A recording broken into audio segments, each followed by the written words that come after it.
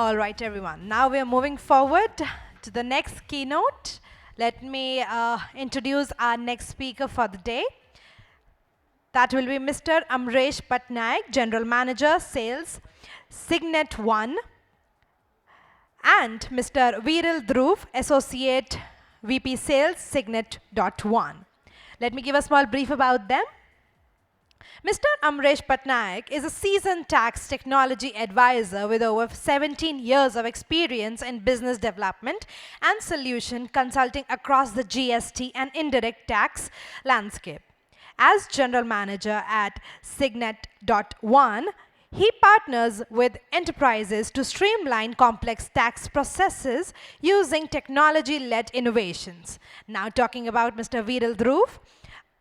He is a visionary leader and a seasoned consultant in tax technology known for delivering innovating, compliance-driven solutions and optimize tax functions and drive business growth. With a strategic mind and deep industry insight, he helps organizations navigate complex tax landscapes through intelligent technology adoption. With this, let us invite both the gentlemen on stage with a huge round of applause, everyone. Everyone, can we have some energy back into the room? Hi, good afternoon, everybody. So, I would first like to highlight that last panel discussion was very informative because I'm on the other side, I'm the technology provider.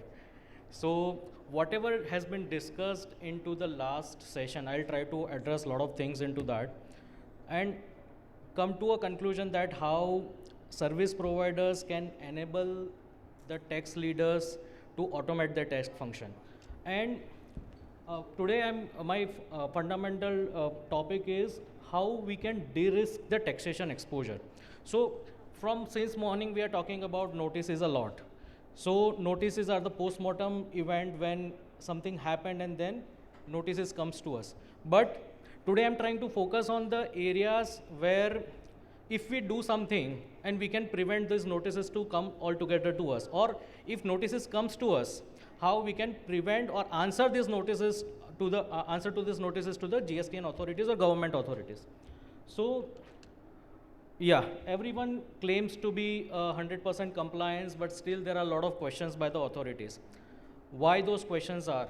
Just to understand that, we need to focus on what we are doing and how we are doing.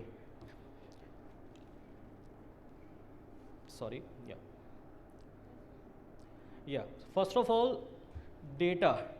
Data is the huge part of the compliance because data in the source systems, even multiple source systems, heterogeneous systems, and collection of this data is very important. So to have this data, currently the problem is everything is very much segregated.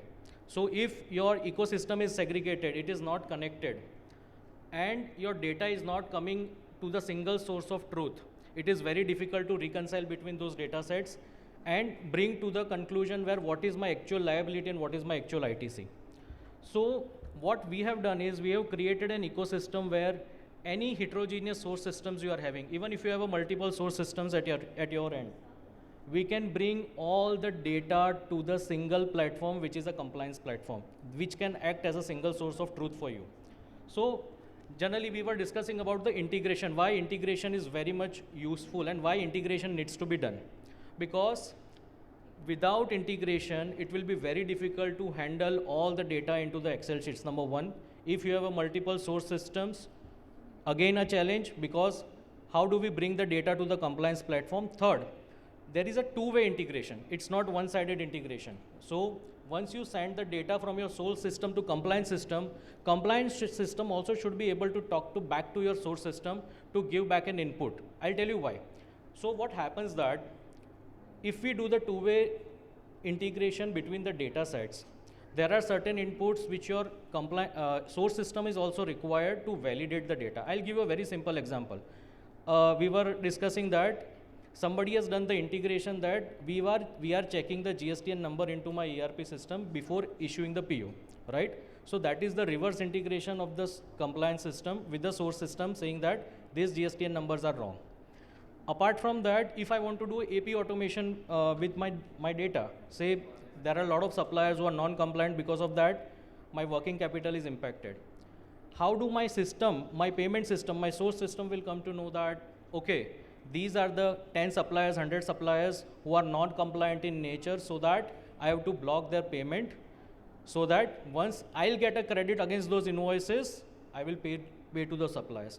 So for that, two-way integration is very much required. Second, specifically in case of e-way bill and e-invoicing. E-invoices, we generate IRN number, QR code, and for document printing, two-way integration is important. But specifically in case of e-way bills, e-way bill is not only generation and cancellation. In case of e-way bill, there is a life cycle. Generation, cancellation, expiry, extension, transporter updation, multi-vehicle initiation. There are a lot of life cycle stages into the e-way bill. And how do my ERP system will know that what kind of stages my e-way bill has been gone through? And specifically cancellation. If somebody cancels the e-way bill, how do my source system know that e-way bill has been cancelled? So two-way integration of the data is possible, and for that we have developed all these converters and connectors as an ecosystem. So even though you have a global instance, my IT policy not supporting APIs, we cannot give the data via direct integration, because we don't want to expose our IT systems to the internet and data exchange. We have connectors and converters are also available, by which you can just give me the source file of your a raw file from your source system, and rest everything can be handled into the compliance platform, right? So that is about data cleaning. Second is compliance preparation. So we were also talking about this into the previous session, that government has a single view of the data, that what data you have submitted for your GSTR1 filing, what data against what invoices you have generated e-way bill, against what data you have generated e-invoicing. Now, do you have that visibility what government has? No, because there are again segregated systems, or the inter-module data is not talking to each other. My e-way bill data is not talking to my e-way bill data. My e-way bill data is not talking to my sales register. So here we have created a three-way reconciliation, single visibility of the data, where your inter-modules, your modules can talk to each other. So अभी sir बात कर रहे थे कि जो चलान है, चलान के सामने मैंने ई-वे बिल जनरेट किया, but it is not reflected into my 3B, right? How do I understand this? That challans, how many challans have generated, how much e-way bills have generated, and how much sales filing I have done, how much liability I have paid into the 3B.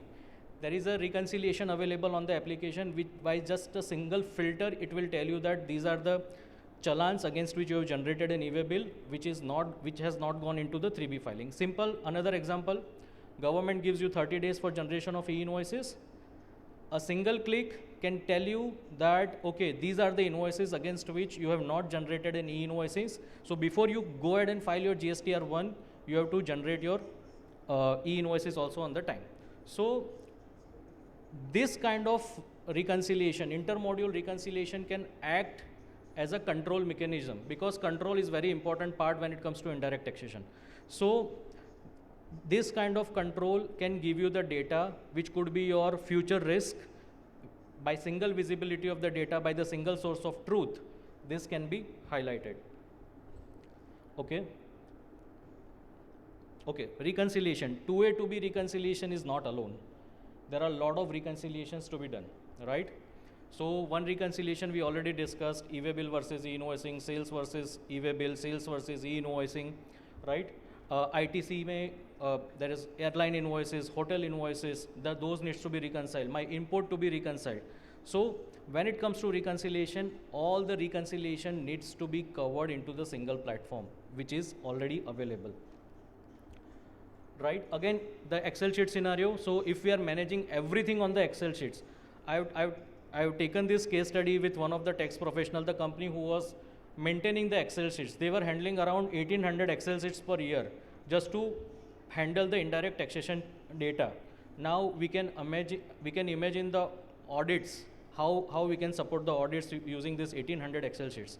So again, the single source of truth and reconciliation on a single platform is very much important. And again, AI has played a very vital role. So we have created an AI engine for the reconciliation, where system can give you up to 94-95% reconciliation automatically, And whatever 4-5% reconciliation remains, that you can do on the Excel sheet if you want or on the system, but whatever reconciliation even done on the Excel sheets can be easily uploaded to the system. So again, whenever notices comes, there are no two sources. One system, one is Excel sheet. No, you can whatever activity you do on the Excel sheets, then those data can easily be uploaded to the system. So there is a single source of the data, single source of truth.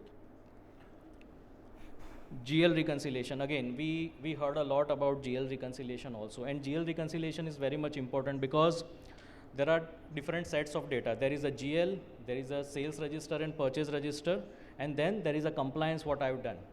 So in case of GL reconciliation, again, data needs to be brought to the compliance system, but there is a challenge with that. Many clients prefer that we will not give you the GL data to your system because it is a huge data, number one, data security concerns again. So client wants to give us the minimum data sets on a cloud platform or a compliance platform to achieve the compliances. But when it comes to GL, you also need to give us the GL data. So what we have done is, if client's ERP permits, we take the data on Cygnet platform, we do the GL reconciliation. But if somebody says, okay, create the GL reconciliation into my ERP system itself, we have also that capability where you can create the GL reconciliation directly into your ERP system. Why? Because all the data is already there. You don't need to transfer the data to the third party platform to do your GL reconciliation. So that is the advantage of that. ISD credit distribution, again a very important topic, because now government from the 1st April has said any third party services you have to distribute your credit through the ISD registration only. Now this process is very lengthy. First, book your ISD invoices, do 6A reconciliation. After 6A reconciliation, whatever invoices are getting matched, you have to do the ratio calculation based on the consumption of the services into actual states.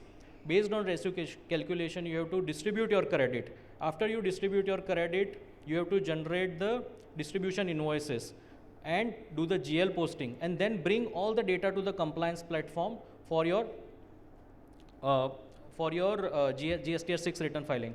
This entire process has been automated into the single platform.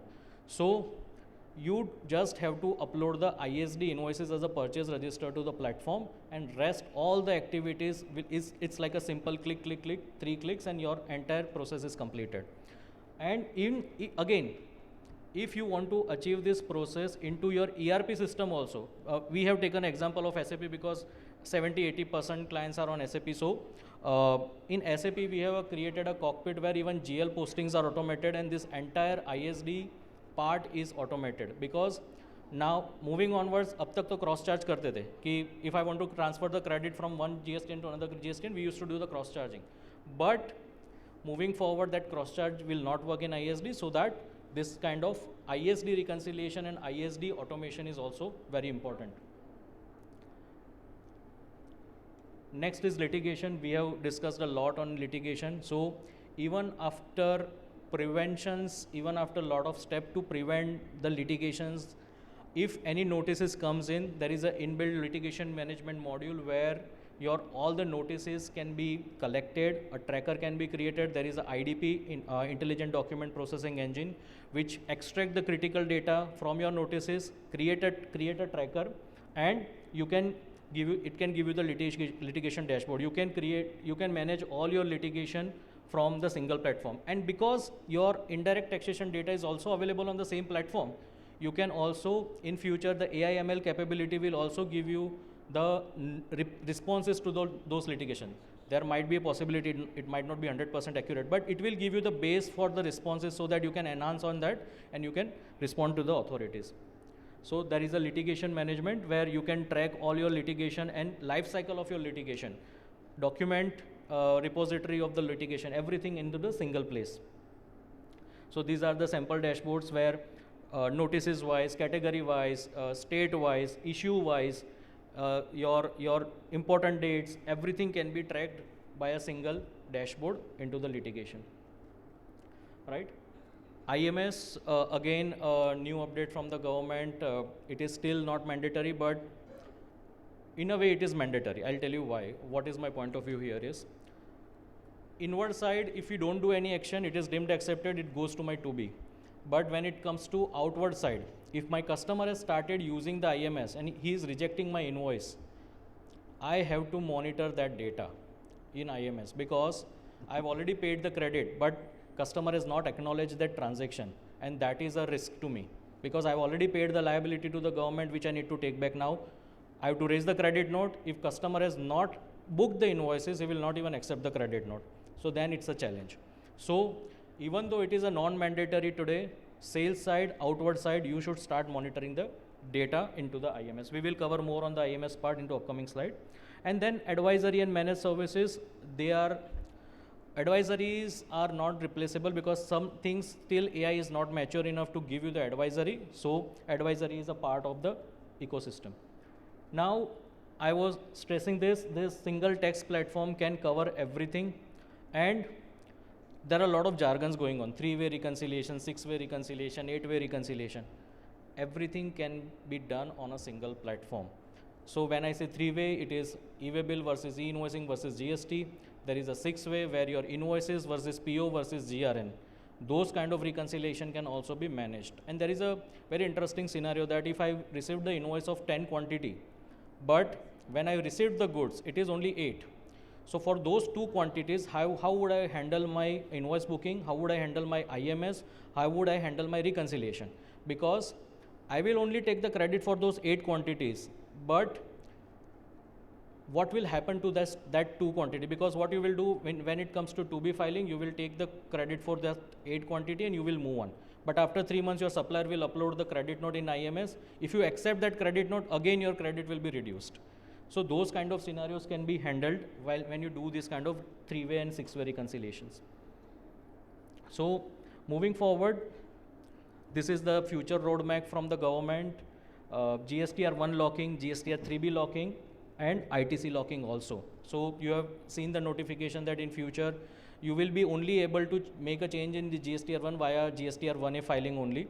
And similar way, government is thinking towards blocking the entire GSTR3B and pre-populate the GSTR3B for you. So this is going to come in next 6 months, 8 months, but whether our systems are prepared for it or not, our systems are matured enough or not, do our invoice bookings are aligned or not, that is a major question which we need to answer, right? So now everybody was talking about compliance notices and all. So in the last panel, another question came in, that how AI can help us into those part of it. So what we have done is, we have taken your data, because your compliance data already is on Cygnet platform. So we have created an analysis engine. We call it a risk engine. This is an AI engine which will analyze your historic data and current data. It will tell you that what risk you are carrying for the litigations and notices. It will also tell you your suppliers' behavior, which suppliers are riskier, which suppliers are not. It will give you a trend analysis for your liabilities and your input tax credits. And it will also prompt you that this is where you are making a mistake. These are behavioral issues, these are data level issues, these are booking level issues. So system will tell you that these are the problem areas into our tax and compliance ecosystem, which if we mitigate, if we reduce it, our notices will reduce it. So this is an AI based engine which works on top of this compliance platform to give you the analysis. And by the human language command, you can create your own reports, dashboards, compare your past year and current year data. Everything can be done from this platform. So IMS we will cover a little bit, because IMS is very important part of it, and moving forward it is going to be mandatory. So Amaresh will take up this slide. Yeah. Good afternoon, everyone. I hope my voice is audible to all of you. Right. Thank you so much. I am standing on this dais at a very interesting time for 2 reasons. I am in between you and your lunch, and also because of the recent regulatory changes which has come. I could very well echo to one of the observations which was given by Dinesh sir in the last panel, that there are frequent changes coming from the side of the government. Now, if in case there is a change which is coming, is my service provider apprised about it? Is he geared up enough in terms of managing that particular change? Now, why am I trying to bring this particular point? 1st of September 2024, there was this advisory from the government that we are coming up with a new system, invoice management system. But if we could go back 7 to 8 years back, the government has actually decided to implement a similar kind of a structure way back in 2017. But then again, at that point in the time, it was more at a concept level. It couldn't get implemented for reasons inherent to the government. Everything was new. The GST in itself was a new subject for all of us, the industry put together. But the concept which was thought then finally got implemented after 7 years on 14th of October 2024. Now the point that I'm trying to bring in is, the day the government decided to implement this system, Cygnet.One also went live on the same day. We have been having multiple discussions with the authorities, with the departments, trying to understand what is going to be the impact on the industry. So there was this very interesting question when we were sitting with the GSTN, and one of the concerned persons from the industry had to ask, sir, industry तो वैसे भी इतने सारे regulatory changes से परेशान है. Now why this new particular change? Why this invoice management system? They didn't get into the details, but there was one tricky response. Industry department के notices से बहुत परेशान है. Now the परेशान होने का जो reason है, the ITC claiming practices that the industry has to follow is not accepted by the department. So the department has to trust onto some kind of a system so that the ITC manageability perspective can be easily handled. Hence, the introduction of the invoice management system.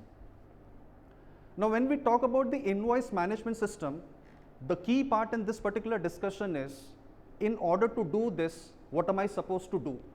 The government has already given a platform. Can I go there and manage? Of course, the answer is yes. So what is the value that you have to bring in? The very first limitation that we understand when it comes to the purchase versus to be reconciliation or purchase versus to a reconciliation is, I cannot upload the purchase data onto the government system. So in a way, I am expected to download the data from the government system, do all the reconciliation related exercise in a worksheet or somewhere, take the actions, again go back to the government system and then manage it. It is going to be a cumbersome exercise, specifically for those customers where the transaction volume is very high. Now keeping that in mind, the value that we are actually trying to bring in is, as Viral has mentioned in the earlier slides, we have been coming across two different situations.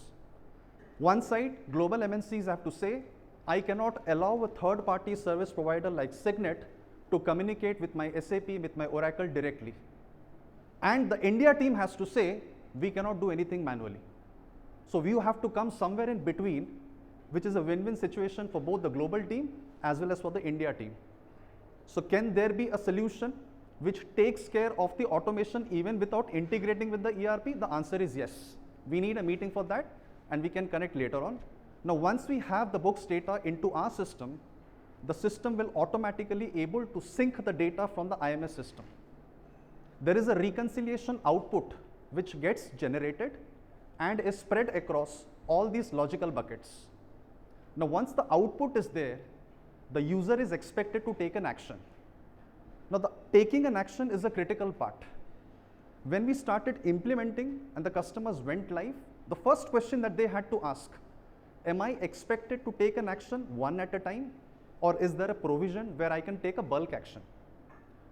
So we started off with a feature capability called as a bulk action, where you can accept and say all the transactions which are in a match status I want to accept, and so on and so forth. When we started implementing this for manufacturing customers, automotive clients, auto ancillaries, we came across a very important observation. My transaction volume is 18 lakh purchase transactions per month, 10 lakh transactions per month, 5 lakh transactions per month. For me to log into your platform, look into the IMS module, generate the reconciliation output, go back and take an action, it is a cumbersome process. Can I expect for a capability in which the system generates the reconciliation output on its own and the system can also take the action on my behalf? I can configure in the backend and I can say any transaction that is 100% matching, the system should auto accept it. If in case the transaction is in a mismatch, the system can put it in pending. If in case it is unreconciled, the system can also put it in pending. So we need a capability which can auto-initiate the actions. The interesting part is, in the current practices of purchase versus 2B, once the exercise is done, we all are expected to coordinate and communicate with our vendors, which is a very, very time-consuming exercise. Now, does the system have a capability to communicate with the vendor? Yes, it does.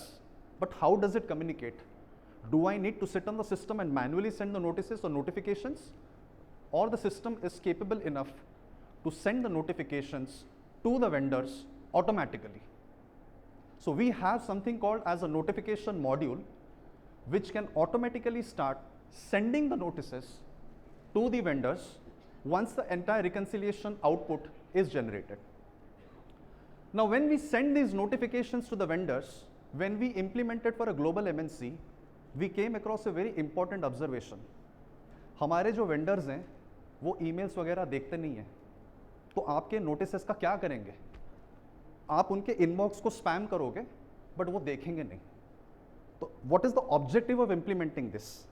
So what we did is, we did send a copy of the notification to the vendor's GSTN portal. So he may not look into the emails that I have sent, but on the 11th of every month and on the 20th of every month, he has to log into the GSTN portal in order to manage his compliances. And the moment he logs in, he will find a copy of this notification on the notification center. कल को वो ये नहीं बोल सकते हैं कि आपके तरफ से कोई नोटिफिकेशन नहीं आया था. Second, and the most important part, if you are using my system, you can send a notification, but if in case the vendor who is receiving this notification, he may or may not be using my system, can he still respond to that notification? The answer is yes. How it does, we can explain it at a later stage, but the important part, why did we have to come up with this notification module? One of the customers from our FMCG industries mentioned, audit के time पे auditor एक transaction को उठा के पूछता है कि इस ट्रांजैक्शन के रिगार्डिंग में आपके और आपके वेंडर के बीच में जो कम्युनिकेशन हुआ है वो दिखाइए. Age of today state, majority of the communication happens over WhatsApp, which is not a legitimate communication. Some over email, some over phones. There is no single source in which that entire communication is spread out. So we had to create an audit trail. The system will send a notification, the vendor will respond to that. You want to have a complete audit trail, you just enter the document number and that entire trail is visible to you. So that is the last milestone we had to reach, starting from extracting the purchase data, downloading the IMS data, doing the reconciliation, enabling the user to take the action, and sending the notification to the vendor so that the communication is established. As mentioned by Viral, when we started implementing this for the supplier side, तब तक government ready नहीं था to give the API for the outward supply. The government has already released the API for the outward supply, and what does that translate to you as a customer? कि अगर आपको ये भी देखना है कि आपने जो GST.One में फाइल करी है, what are the actions which are being taken by your customer? Even we have the customer dashboard as well. Now, for reasons inherent to the customer, अगर आपके outward supply के किसी transaction को उसने reject किया या pending में डाला, you can reach out to them proactively and take the necessary actions. Next. Last part of my particular slide. Recently, we received an advisory which I believe you all have received. 7 years of GSTN data, government has started archiving it. And the implication can be seen on the IMS side as well, कि अगर आपने किसी transaction को accept किया या किसी transaction को reject किया, वो IMS के system से हट जाएगा.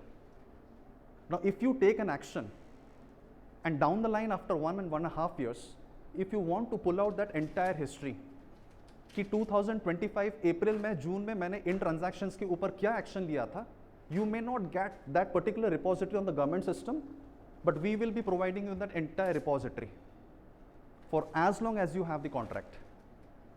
So that is what Cygnet has to give it to you as far as the IMS system is concerned.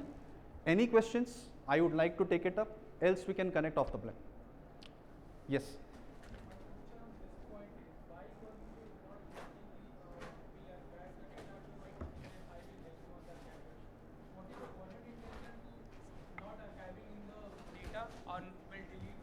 1 year or after 1 year?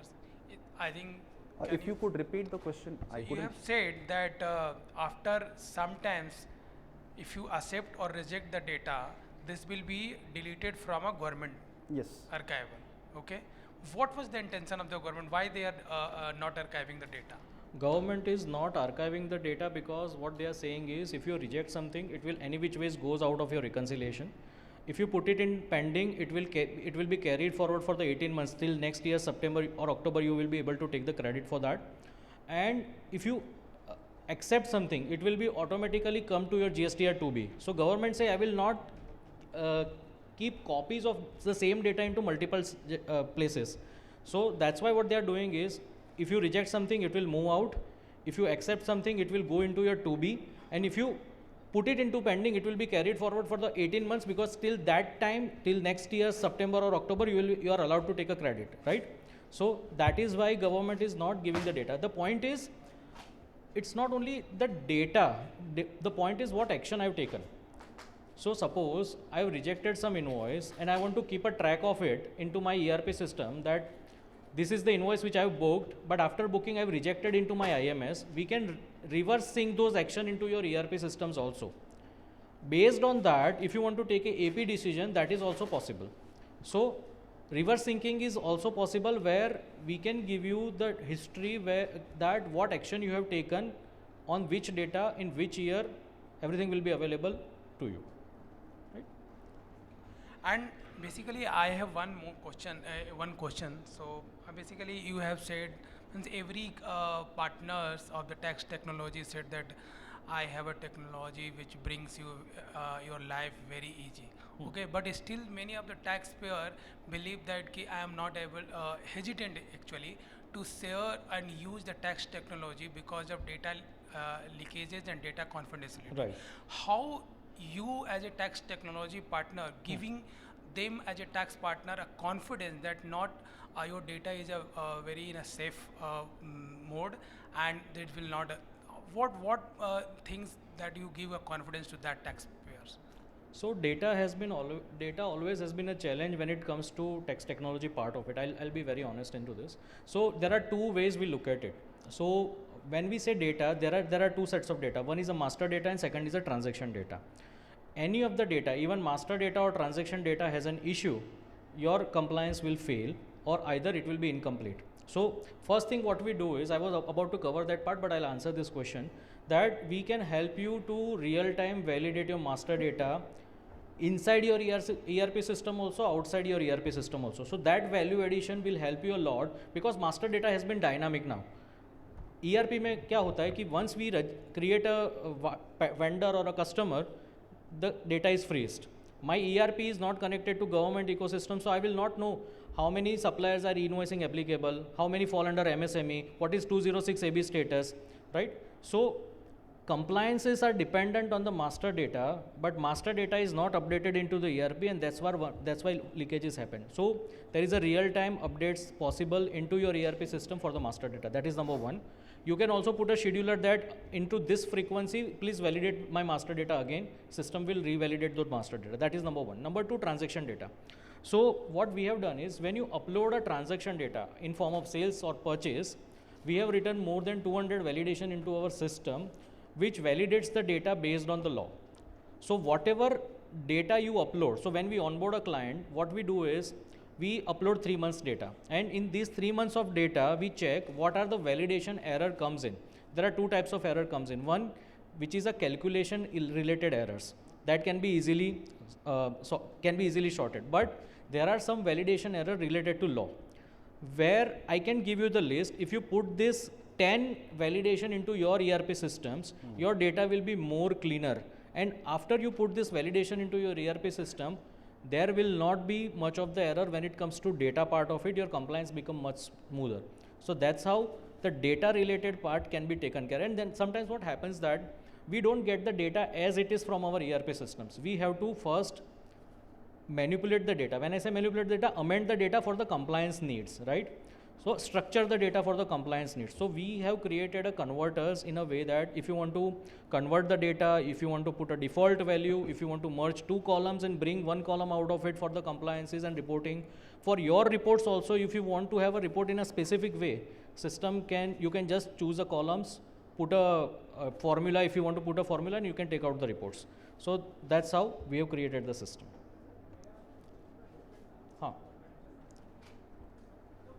Tax फिर ऑप्ट ही नहीं करना चाह रहा है partner, how you give the confidence, let me answer. वो वाला आप बताओ कि how you give you confidence. Sir, to answer that question, when the government did decide to appoint these service providers as GST Suvidha providers, there were certain fundamental guidelines which were being put by the government कि आप इतने customers का जो data manage करेंगे, these are the guidelines that you need to follow in order to secure the data. In lieu of our discussions with many customers, few of our existing customers are there, there is an IT security team which wants to understand कि हमारा जो ये transaction का sensitive data आपके system पे आपके cloud पे जाएगा, what are the best practices that you have implemented, government ने आपके ऊपर क्या इम्पोजिशन डाला है, so that you can secure this data. Even after that, the client doesn't agree to push the data to the cloud, we have a second option. The second option is, large multinationals don't want to push the data to the cloud, so can the service provider host everything on premise? Data भी मेरा, application भी मेरा, सब कुछ यहीं पे रहेगा और मैं आपको एक डेटा आपके क्लाउड पे भी नहीं दूंगा. So this is the second option. If you don't want to go for on cloud, we can give you on premise. And a lot of banks are working with us, and banks are very sensitive about the data. So what we provide is, we provide on-premise instances, on-premise deployment. So when it comes to on-premise deployments, everything is hosted on your server, on your premises. Only to the connectivity to the government system happens through Cygnet's GSP server. And when I say connectivity, we don't store any data, we just authenticate and send it to the GST, and whatever response comes back, we give it back to the system which is hosted on your premises. So in that case, no data is stored at our end, everything into your premises. And apart from that, as you said, we had a long discussion into the previous panel also that what are the criteria you should look at into the service provider is, first, how old they are into business, into technology business, because this is all about technology.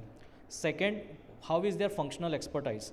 Third, support systems, how they are managing their security. So there are a lot of certifications. So government says any GSP should have a ISO 27001 from Sun empaneled security agency. So this is a law. So you should ask those certification from your service provider whether they have this kind of certifications or not. And if you want to go one step forward, generally banks do it with us, where they appoint a third party service provider for auditing purpose or security audits. So your GSP should support those security audits so that you are doubly sure that even if data is going on the cloud, it is secure in nature. Apart from that, how your connections are there, because data which is static, which is stored, or data which is into movement, which is data exchange between the system, both should be encrypted in nature. If you have this kind of guidelines in place before selecting a service provider, it will be very easier for you, and data related issues will not come into the picture. I think there are a lot of slides, but we have time limitation. I'll just take one more minute and then we can finish it off. So one thing I wanted to convey was into my next slide, that master data I have already covered, but government has given one more important data set which everybody can use and digitize that invoice booking process. Why that is important, I'll tell you.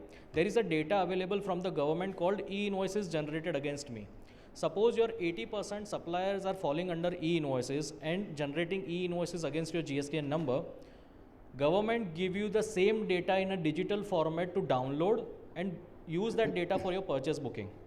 Why that is critical? Currently, अगर आप देखोगे तो जहाँ पे भी invoice booking का process है, and there are some mature processes, you are using OCR to read the data from the invoices, and then OCR data you take it to the ERP system for booking, where user validate the invoice data and OCR data, do the corrections, and then book the invoices. Here, government gives you 100% digital data. You don't need an OCR to even read that invoices. 100% digital data you can download, put it into your ERP system, use that data for invoice booking. And if you do that, same data will come into your IMS, same data will come into your 2A, same data will come to your 2B. So your reconciliation errors will be reduced drastically. So we have tried this with many clients. We are using this e-invoice generated against me digital data for purchase booking, and the reconciliation has been improved a lot. So this is another important point I wanted to convey.